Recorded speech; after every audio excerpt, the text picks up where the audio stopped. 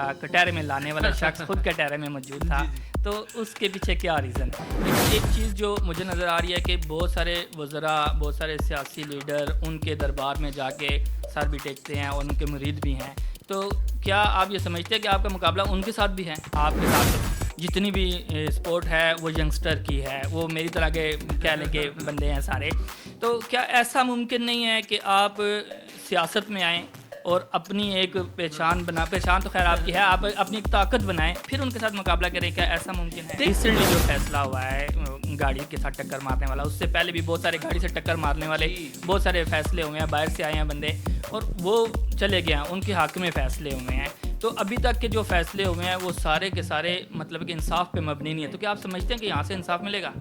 اب جب میں یہ کہہ رہا ہوں کہ حق خطیب فراڈی ہے تو میں ثابت کروں گا کہ یہ جو ویل چیئر سے لوگوں کو کھڑا کرتا تھا یا آنکھ سے چینیں نکالتا تھا یا منہ سے کلے نکالتا تھا، یہ ڈرامہ تھے. ہم جج صاحب کے سامنے سارا کچھ کر کے دکھائیں گے، ہم ثبوت بھی پیش کریں گے، ہم گواہ بھی پیش کریں گے اور ہم عدالت سے درخواست کریں گے کہ حق خطیب اور شف کا بلڈ ٹیسٹ بھی کروایا جائے. علماء کانفرنس تھی، آپ حد دیکھیں، جس آدمی کو نماز پڑھنی نہیں آتی اس کانفرنس میں سب سے پہلی سیٹ پہ بیٹھا ہوا تھا. پھر یہ میں ضرور سوچتا ہوں کہ کسی ایک سٹیج پہ ایک ایسی پولیٹیکل اینٹی کو بنانے میں مجھے اپنا رول یا مجھے اسسٹ ضرور کرنا چاہیے کہ جو ایکچولی ڈیموکریٹک پولیٹیکل پارٹی ہو. بسم اللہ الرحمن الرحیم. السلام علیکم، میں ہوں خرم ابن شبیر اور آپ دیکھ رہے ہیں نور میڈیا چینل. اس وقت اقرار الحسن صاحب ہمارے ساتھ موجود ہیں، ان سے گفتگو کریں گے جو آج کل کی سچویشن چل رہی ہے اس پہ. السلام علیکم سر جی، کیا حال ہے آپ؟ الحمدللہ خرم صاحب، آپ ٹھیک ہیں؟ خیریت سے ہیں؟ جی سر جی، اللہ کا شکر ٹھیک ٹھاک. سر ابھی آپ سے ملاقات ہوئی کچہری میں، تو کافی سارے لوگوں نے آپ سے سوال بھی کیے کہ کچہری میں یا کٹہرے میں لانے والا شخص خود کٹہرے میں موجود تھا، تو اس کے پیچھے کیا ریزن ہے؟ دیکھیں، نہیں ایسا نہیں ہے. ہم کٹہرے میں تو بہت بار گئے اور آپ جانتی ہیں کہ جب بھی اس ملک میں سچ بولا جاتا ہے تو آپ کو دار پر بھی کھینچا جاتا ہے، آپ کو کٹہروں میں بھی، اور ہم کبھی گھبرائے نہیں اس میں. اس سے پہلے سندھ اسمبلی میں ہم نے جب سیکیورٹی کو ایکسپوز کیا تھا ہم نے جیل بھی کاٹی.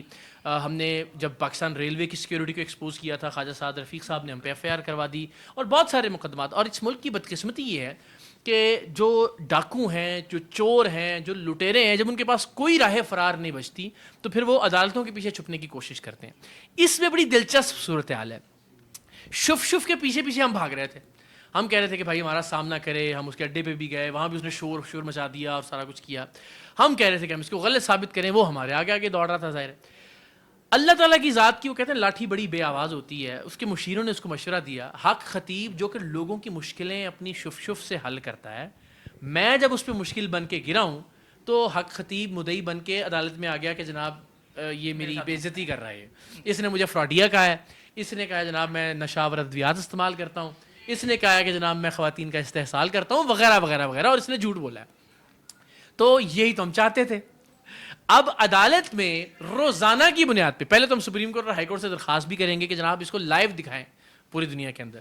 اب جب میں یہ کہہ رہا ہوں کہ حق خطیب فراڈی ہے تو میں ثابت کروں گا کہ یہ جو ویل چیئر سے لوگوں کو کھڑا کرتا تھا یا آنکھ سے چینیں نکالتا تھا یا منہ سے کلے نکالتا تھا، یہ ڈرامہ تھے. ہم جج صاحب کے سامنے سارا کچھ کر کے دکھائیں گے اور ان سے ریکویسٹ کریں گے کہ الشفا سے، پولی کلینک سے، آغا خان اسپتال سے، باقی اسپتالوں سے صحیح مریضوں کو بلائیں، اس کو بھی بلائیں اور اس کو کہیں کھڑا کریں اپنی ویڈیوز کی طرح جیسے وہاں پہ لوگوں کو کھڑا کرتا تھا. تو اب کورٹ میں فیصلہ ہوگا. پہلے تو تھا نا کہ یہ کہتا تھا جی میں سچا ہوں، ہم کہتے تھے ہم سچے ہیں. اب تو عدالت کے اندر پتہ لگ جائے گا کہ کون فراڈیا ہے اور کون غلط کسی کو فراڈیا کہہ رہا تھا. پھر اس نے کہا جی قرار نے مجھ پہ غلط الزام لگایا کہ میں نشہ آور ادویات استعمال کرتا ہوں، تو ہم ثبوت بھی پیش کریں گے، ہم گواہ بھی پیش کریں گے اور ہم عدالت سے درخواست کریں گے کہ حق خطیب اور شف کا بلڈ ٹیسٹ بھی کروایا جائے. تو آپ دیکھیے گا دودھ کا دودھ. اور یہ تو اللہ نے مہربانی کی کہ اس کو گھیر گھار کے کورٹ میں لے آیا ہمارے سامنے. تو اب تو اس کو اب ہر بار جب بھی ہیئرنگ ہوگی قوم کو انشاءاللہ العزیز پتہ لگے گا کہ کیا حق خطیب فراڈیا جھوٹا ہے یا میں جھوٹا ہوں. اچھا، ان کی بہت ساری ویڈیو بھی وائرل ہوئی ہیں، وہ ویڈیو اس کے متبادل آپ نے بھی ویڈیوز بنائی ہیں. لیکن ایک چیز جو مجھے نظر آ رہی ہے کہ بہت سارے وزراء، بہت سارے سیاسی لیڈر ان کے دربار میں جا کے سر بھی ٹیکتے ہیں اور ان کے مرید بھی ہیں، تو کیا آپ یہ سمجھتے ہیں کہ آپ کا مقابلہ ان کے ساتھ بھی ہے؟ ڈیفینیٹلی. دیکھیں مجھے تو یہ، ورنہ اس کی تو کوئی اوقات ہی بیچارے کی نہیں ہے نا. اصل تو پرابلم ہی اس کے پس پردہ جو طاقتور حلقے ہیں ہمارے بدقسمتی سے. اور آپ دیکھیں یہ تاریخ رہی ہے اس ملک کی بدقسمتی سے، جو جتنا بڑا لٹیرا ہے، جتنا بڑا ڈاکو اور چور ہے، اس کے پیچھے آپ کو وہی طاقتور حلقے ملتے ہیں. اینڈ ویری انفارچونیٹ کہ جو برائیاں ہیں ہمارے ملک کے اندر یا جو برے لوگ ہیں ان کا نیکسس یا جو ان کا آپس کا کنیکشن ہے وہ بڑا مضبوط ہوتا ہے. اور یہاں بھی ہم دیکھیں شف کے معاملے میں بھی ہمیں ایسا لگ رہا ہے. لیکن اس پہ اللہ کی جو مہربانی اور کرم ہے وہ یہ کہ عوامی شعور بیدار ہو گیا شف کے خلاف. یعنی آج کوئی پولیٹیکل آدمی علل اعلان اس سے جا کے نہیں مل رہا. یعنی آپ دیکھیے اس سے پہلے آزاد کشمیر کے سابق وزرائے اعظم بھی, آزاد کشمیر کے سابق صدور بھی, پاکستان کے سابق وزرائے اعظم بھی, راجہ پرویز اشرف, اور آپ نام لیتے رہیں کہ پولیٹیکل پارٹیز کے سارے ملا کرتے تھے اس سے. مگر جب سے یہ افتاد پڑی ہے حق خطیب کے اوپر, اس کے بعد آپ نے کسی پولیٹیکل لیڈر کو اس سے ملتے ہوئے نہیں دیکھا ہوگا. ساری پرانی تصویریں ضرور سامنے آ رہی ہوں گی. ہاں مگر ریسنٹلی ہم نے دیکھا کہ وہ chief of the army staff اور وزیر اعظم کا جو علماء کانفرنس تھی, آپ حد دیکھیں, جس آدمی کو نماز پڑھنی نہیں آتی اس کانفرنس میں سب سے پہلی سیٹ پہ بیٹھا ہوا تھا. تو وہ اس سے ہمیں اندازہ ہوتا ہے کہ جو کچھ طاقتور لوگ اس کے پیچھے ہیں, جو کہ جن کا کالا دھن وہ سفید کرتا ہے مذہب کے نام پر, جن کی بلیک منی کو وہ روٹیٹ کرتا ہے, وہ ڈیفینیٹلی, لیکن ہم اپنی لڑائی جاری رکھیں گے انشاءاللہ.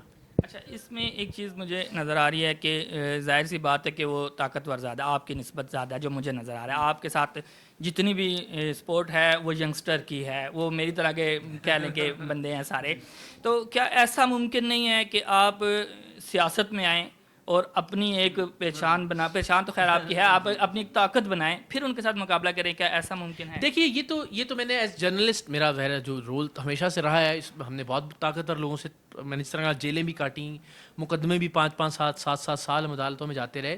مگر یہ میں ضرور سوچتا ہوں کہ کسی ایک سٹیج پہ ایک ایسی پولیٹیکل اینٹی کو بنانے میں مجھے اپنا رول یا مجھے اسسٹ ضرور کرنا چاہیے کہ جو ایکچولی ڈیموکریٹک پولیٹیکل پارٹی ہو, جس طرح دنیا بھر میں ہوتی ہیں کہ لوگ یونین کونسل لیول سے, وارڈ لیول سے یا کونسل لیول سے اپنے الیکشنز لڑتے ہیں. اس کی طرح آپ مثال لے لیجیے, برطانیہ کی مثال لے لیں, آپ امریکہ کی مثال لے لیں. وہاں کوئی بھی آدمی پولیٹیکل پارٹی نہیں بناتا اور اس پہ 30 سال 40 سال قابض نہیں رہتا. اس کے اندر سے لوگ ایک الیکٹورل پروسیس کے ذریعے آتے جاتے ہیں. اس میں ٹونی بلیئر آتا ہے, اس میں گورڈن براؤن آتا ہے, اس میں مارگریٹ تھیچر آتی ہے, اس کے اندر ونسٹن چرچل آتا ہے, اور وہ سارے لوگ اپنا رول پلے کر کے چلے جاتے ہیں. اسی طرح آپ اگر پریزیڈنشل سسٹم کی مثال لیں تو امریکہ کی مثال ہمارے سامنے, براک اوباما آتا ہے, بل کلنٹن آتا ہے, بش آتا ہے, اللہ بھلا کرے آپ کا ڈونلڈ ٹرمپ آتا ہے. سارے اپنا رول پلے کرتے ہیں اور الٹیمیٹلی چلے جاتے ہیں. تو یہاں بھی کچھ ایسا ہی ہونا چاہیے کہ یہ نوجوان ایک ایسا اسٹرکچر بنائیں, اور مجھے لگتا ہے کہ اس کی بہت ضرورت ہے اس وقت. اس میں اگر کوئی رول پلے کر سکوں تو میں ضرور کرنا چاہوں گا. اچھا سر, ایک اور چیز جو میرے ذہن میں آ رہی ہے وہ یہ ہے کہ یہ جو ہمارا عدالتی نظام ہے, ایک تو بہت سلو ہے, دوسرا یہ ہے کہ اس میں جو ابھی فیصلے ہوئے ہیں, ریسنٹلی جو فیصلہ ہوا ہے گاڑی کے ساتھ ٹکر مارنے والا, اس سے پہلے بھی بہت سارے گاڑی سے ٹکر مارنے والے بہت سارے فیصلے ہوئے ہیں, باہر سے آئے ہیں بندے اور وہ چلے گئے ہیں, ان کے حق میں فیصلے ہوئے ہیں. تو ابھی تک کے جو فیصلے ہوئے ہیں وہ سارے کے سارے مطلب کہ انصاف پہ مبنی نہیں ہے. تو کیا آپ سمجھتے ہیں کہ یہاں سے انصاف ملے گا؟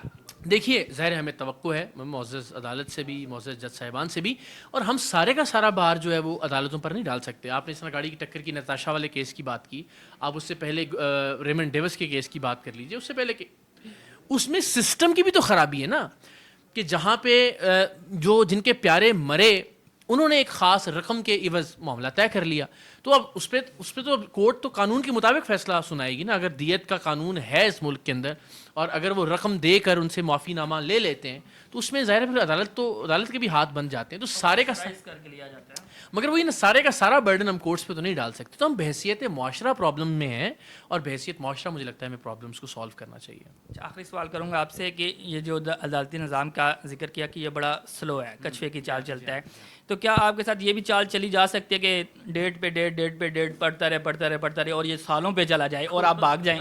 میں کہاں بھاگ سکتا ہوں, میں نے کدھر بھاگ کے جانا ہے. لیکن یہ تو اچھا ہے نا, ہر ڈیٹ کے اوپر کہتے ہیں ایک نیا کٹا کھلے گا. تو ہر ڈیٹ پہ ہم عدالت میں کوئی نہ کوئی درخواست رکھیں گے. دیکھیں اس نے کہا نا کہ یہ سارے الزام لگائے اقرار نے مجھ پہ, اور ہم اب ظاہر الزامات کو یا ثابت کریں گے یا عدالت ہمیں سزا دے گی کہ آپ نے جھوٹے الزامات لگائے ہیں. تو وہ ہر تاریخ پہ انشاءاللہ العزیز سوشل میڈیا موجود ہوا کرے گا, اور ہم باہر آ کے رودات سنایا کریں گے کہ آج جو ہے وہ ہم نے فلاں کی آنکھ سے چین نکال کے ثابت کیا کہ یہ فراڈی ہے, یا آج حق خطیب فلاں کو ویل چیئر سے نہیں اٹھا سکا, یا آج حق خطیب کا بلڈ ٹیسٹ کرنے کا حکم دیا گیا, وغیرہ وغیرہ. تو آپ کو مزہ آنے والا ہے بہت. بہت شکریہ سر جی آپ.